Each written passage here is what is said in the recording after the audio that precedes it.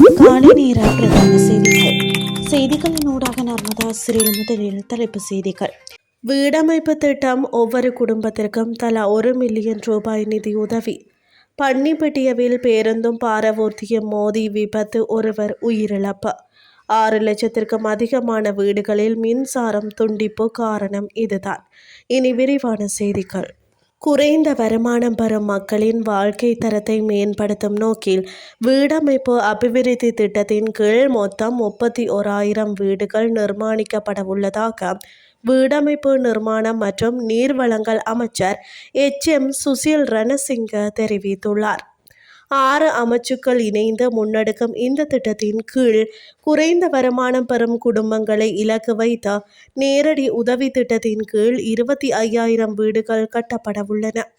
வீடமைப்பு உதவி திட்டத்தின் கீழ் 10,000 குடும்பங்களுக்கு உதவுவதற்கான 10 பில்லியன் ரூபாய் ஒதுக்கப்பட்டுள்ளது. இதில் தெரிவு செய்யப்படும் ஒவ்வொரு குடும்பத்திற்கும் தலா 1 பில்லியன் ரூபாய் நிதியுதவி வழங்கப்படும். குறித்த திட்டத்தின் முதற்கட்டம் ஜனவரி 16 யாழ்ப்பாணத்தில் ஜனாதிபதி முன்னிலையிலும், 2ஆம் கட்டம் ஜனவரி 28 அன்று காலி மாவட்டத்தில் பிரதமர் முன்னிலையிலும் ஆரம்பித்து வைக்கப்பட்டன. பிப்ரவரி 25 13 மாவட்டங்களில் 1,500 குடும்பங்களுக்கு 1.5 பில்லியன் ரூபாய் பெறுமதியான நிதியுதவி வழங்கப்பட உள்ளது.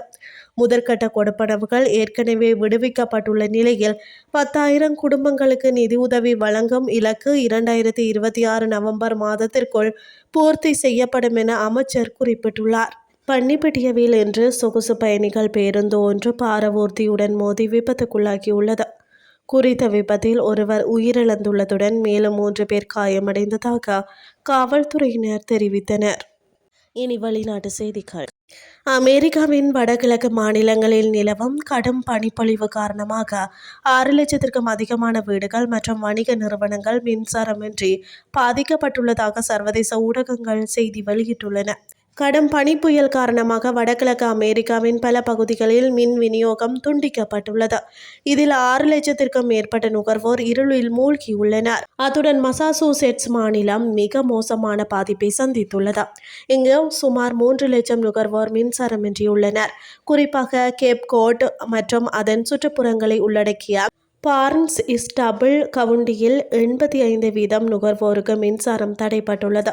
மேலும் நியூ ஜெர்சி மாநிலத்தில் 1,25,000 வீடுகள் மற்றும் நிறுவனங்கள் மின்சாரத்தை இழந்துள்ளன. அத்துடன் டெலாவேர் மற்றும் ரோட் தீவு ஆகிய மாநிலங்களும் இந்த பனிப்பொழிவினால் மின் தடையை சந்தித்துள்ளன. இத்துடன் செய்திகள் யாவும் நிறைவடைகின்றது. அடுத்த இரவு 8:30 எதிர்பாருங்கள். நன்றி.